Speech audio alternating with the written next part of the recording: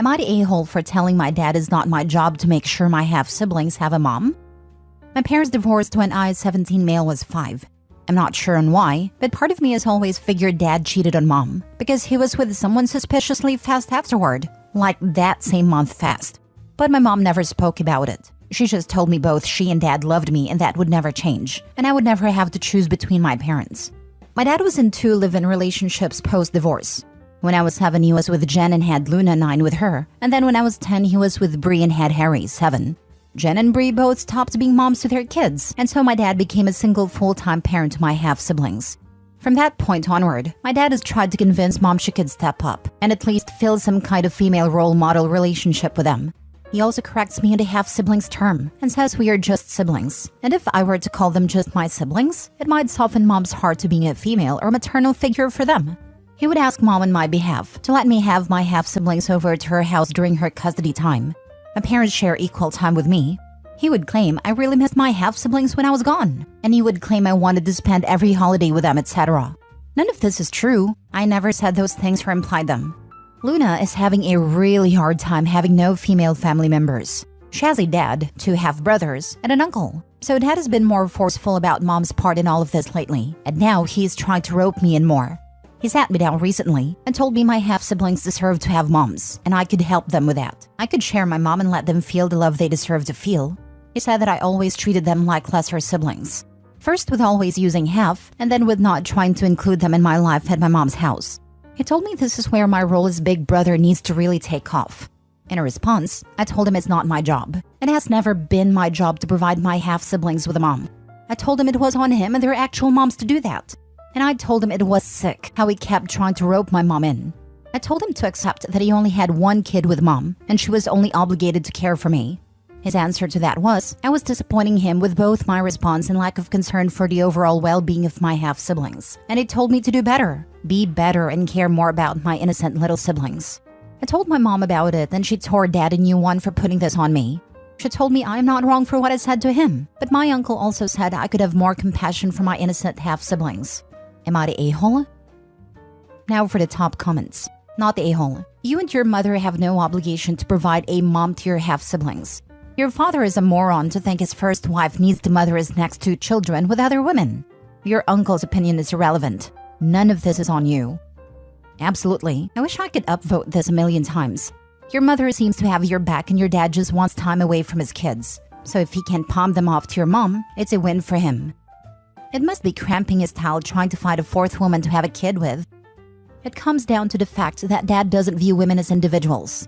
He sees them as interchangeable and based on the services they can provide and the tasks they do, like an employee, not a person and not a partner. This is probably why his relationships eventually fail. OP is not a-hole. Not the a-hole. Your siblings would be fine without a mom if your father stopped pointing out that they're missing out.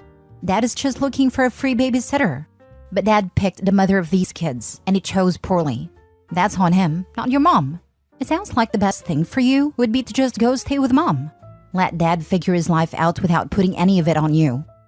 Exactly. It is not OP nor her mother's problem nor fault that 2 out of 3 baby mamas of his are trash. And he's garbage for trying to parentify OP and dump his parental responsibilities on his first ex/OP's mom that has no legit reason, need, nor want to be a mother of his other kids except to OP who is her own. Not the a-hole. I bet OP's mother can't wait till OP is 18, so OP can go no contact on his pathetic butt. Next story. Am I the a-hole for telling my mother that she made her bed? Now she has to lay in it because she is upset that our relationship has changed? 2 years ago, my mother started dating a man. Despite expressing our reluctance to meet him, because she was serial dating we did not want to get attached, they forced the situation, making my sisters and me uncomfortable. Shortly after, he began staying over regularly. My mother's personality changed significantly after meeting him. Example, he would make disgusting comments about my mother in front of us, and she would just laugh. About a year ago, they came home after a date, and I, busy with a timed online university assignment, just shouted hello from my desk. 20 minutes later, with not a word to me or my sister, I heard the outside gate slam, and them leaving just as I finished my assignment. I went to check what was happening, but they were already gone. 10 minutes after they left, me and my sister received a horrible voice message, where my mother accused us of being disrespectful and ungrateful, and how we do not want her to be happy. She also accused us of not greeting either of them when they came inside, though we both did. She left for a week and a half, leaving us with 4 days worth of food in the freezer and no money for electricity. I ran away to get my sister to school during this week, and also no return date. She wanted us to apologize for being brats and not greeting them before she would consider coming back. When we finally talked, she insisted that we were disrespectful for not dropping everything and meeting them at the front door to greet them when they came back, and also that neither of us greeted them in any form. Not true, because I did, and I heard my sister greet them as well. They are the ones who did not respond. The house was small, so it is improbable that they didn't hear us. Mind you that this subject was never broached previous to this incident, and in all the years my mother never required us to greet her at the door like a butler. The power was running low, as well as the food, so we bit the bullet and apologized, even though we clearly weren't guilty of what she was accusing us of. My sister was still in high school, and I was a first-year uni student, so neither of us had a financial capacity to keep a household running. During this talk, I informed her that our relationship would never be the same. Recently, my mother questioned why our relationship remains distant. I reminded her that I had warned her about the lasting impact of our argument. Trust in her as a reliable parent was shattered, and I couldn't simply forget the 2 weeks she abandoned us based on false accusations. While she urged me to move on, I emphasized that she created this distance, and I couldn't force a connection that no longer existed. She's calling me an a-hole for holding this over her head. She says that she's still my mother and deserves forgiveness. But despite her being my mother, I believe the trust has been irreparably damaged. She has given me no indication that she has changed. So, am I the a-hole for what I said? Not the a-hole. Forgiveness is for people who are sorry and show that. She did a horrible thing, yet has no remorse. You should have called the cops and reported her missing and for abandoning your sibling that is a minor. Depending on where they lived and how old they were, not sure if either or both were adults considering they were in uni and high school. It might not be seen as abandonment, and the police might not have been compelled to do anything. That being said, what their mom did was unforgivable. And you're right, she isn't owed forgiveness just because I'm your mother, especially if she isn't sorry. Not the a-hole. It's so convenient when the aggressor urges the person they hurt to move on, or that forgiveness is good for them. It sounds like she was done being a mom and created the opportunity to take a break and blame it on you. Utterly selfish, and her current argument shows she hasn't changed. Asking to be forgiven without an apology or indication that behavior would change is honestly pretty gross. Tells you everything you need to know about this woman. She says that she's still my mother and deserves forgiveness. Not the a-hole. Forgiveness is never deserved. She can ask for it, or ask what she must do to earn it, but it cannot be simply demanded. Mom apparently thinks that being a parent is a type of exemption from ever needing to apologize. Next story. Am I the a-hole for telling my daughter, who is facing homelessness, that only her and the baby can move in with me, not her husband? The husband has lived in their apartment for a number of years. The owners recently sold it, and the new ones are moving in. The problem is, rents have gone up dramatically. The rent they are paying is $1,100 for a one-bedroom, which I thought was a lot. But now that I'm trying to help them find a place, most are now going for around $2,000 a month or more. They can't afford this. My daughter knows she's always welcome at home. Granted, a baby complicates things. I wasn't happy about her having a baby. She's young, just turned 22, but I would never deny her housing. However, I can't stand her husband. Let's just call him Aaron for simplicity's sake. I wouldn't invite Aaron over for dinner, let alone let him live with me. Aaron's in his mid-30s. Criminal history. Hair-triggered temper. Chronically immature and has one hell of a jealous/possessive streak that has caused strain in their relationship, which I obviously do not approve of. Honestly, when she told me she was pregnant, I finally thought we'd be rid of Aaron. I genuinely thought he's exactly the kind of man to ditch. They've been on and off over and over since she was about 18 or 19. Alas, if anything, it made him cling to her tighter.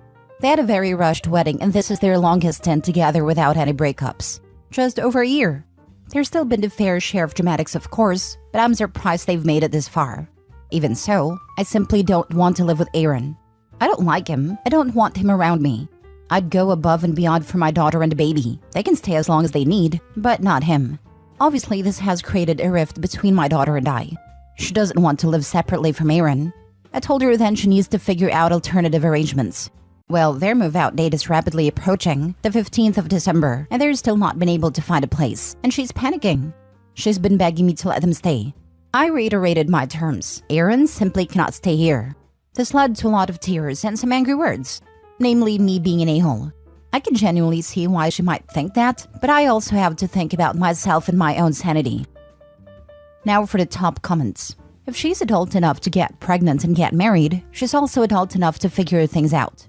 Either she accepts her terms as it's her house, or they can stay with the friends or his family.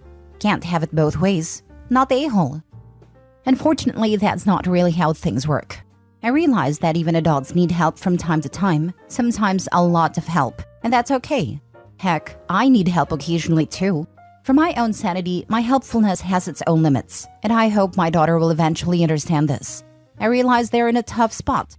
The vast majority of her friends live at home still, whereas the ones that don't live with multiple roommates and aren't in a position to help. Aaron, from what I've gathered, doesn't really have family beyond a brother in another province. I know he's done a lot of work on himself, so has my daughter, and has distanced himself a great deal from his former friends. I realize their options are extremely limited, but like I said, my ability to help has its limits. Not the a-hole. It's your house and your life. You are being very generous in your offer. I get that she doesn't want to be separated from her husband, but just because he's worked on himself does not wash away all of the hurt that has caused. Stand strong. Do not be guilted into this. Not the a-hole. Aaron is a one-man communist parade. He comes with so many red flags. Man in his 30s chasing a teenager, criminal record, anger management issues, jealous/possessive/controlling. With all those, I would guess if you did allow him in the house and got a front row seat, you'd probably add some form of abuse to the list. But it's valid not to want that in your home, and living with Aaron would probably tank your mental health.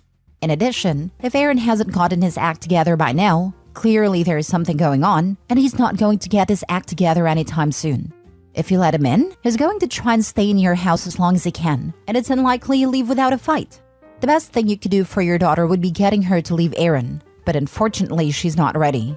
Keeping this boundary and keeping your home open to her and her child only may in fact work in the long run when she's ready to leave, because she will know she has a safe place open to her. But until then, you're likely going to be kept away from your daughter and grandbaby. Last story. Am I the a-hole for pointing out to my wife that my mother will never be her parent and she needs to stop? My mom, 64, is polite, and in general keeps a distance away from my wife, 26. I know my wife has trouble with social interaction and they got off on a horrible start. My wife, I'm going to call her Lily, was in foster care and never had a parental figure, and she went hard into trying to become my mom's kid. I think it would have happened if my wife let a relationship grow naturally, but she didn't take any of my warnings and bulldozed what my mom wanted. A few examples. She kept calling her mom even after she told her multiple times to call her by her name. Lily would make her uncomfortable, especially when she would ask my mom very personal questions or go way too deep. I have talked to her so many times, but she doesn't stop. The family has taken their concerns with me too, and have straight up told her to stop. The big turning point was when my mom and her daughters, my sisters, went to visit a deceased family member. It's a tradition between the three of them. Well, Lily heard about it and went. It went very poorly, and my sisters dislike Lily now too. We are invited to events that are still in the family, but the women of the family keep their distance. There is a girls' trip around Christmas, and she wasn't invited. This made my wife very upset and was ranting. I had enough when Lily said she was her kid. I snapped and told her my mother will never be her mom, and you need to stop. She ended up crying and now I feel guilty. I just don't know how to get it through her head that she needs to stop. I've talked with her so many times, and she is already in therapy. I see both sides of the story here. I feel so sad for your wife, but also for your family. I can imagine your wife thinking for a long while that once she gets married, she'd finally have parents. It was her last chance to get some, in her mind I'm sure. Unfortunately, that's not always how life works, and I don't think you were the a-hole for saying what you said. It's good that you did. She can finally come to the realization that they're never going to accept her as their own. Hopefully she'll stop trying so hard. My heart goes out to her though. Maybe she should see a therapist to help her process her childhood grief. Not the a-hole. She is seeing a therapist.